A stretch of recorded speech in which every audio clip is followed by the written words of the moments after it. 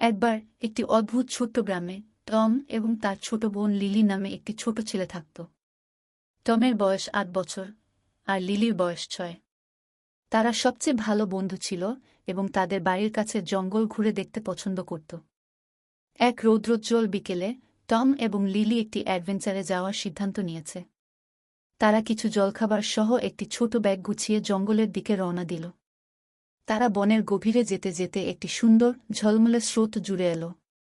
দেখুন লিলি, আসুন স্রোতটিকে অনুসরণ করি এবং দেখি এটি কোথায় নিয়ে যায়, টম উত্তেজিতভাবে পরামর্শ দিল।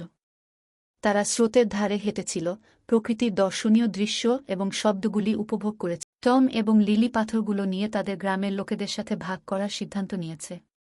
তারা বেকারকে একটি পাথর দিয়েছে, যে সবসময় তাদের বিনামূল্যে কুকিজ দেয়।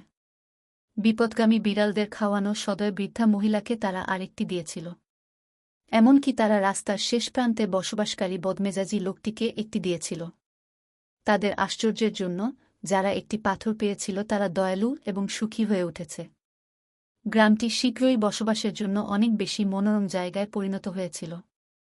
টম এবং লিলি শিখেছেন যে উদারতা, সততা এবং ভালোবাসা ভাগ করে নেওয়া বিশ্বকে আরও ভালো জায়গা করে তুলতে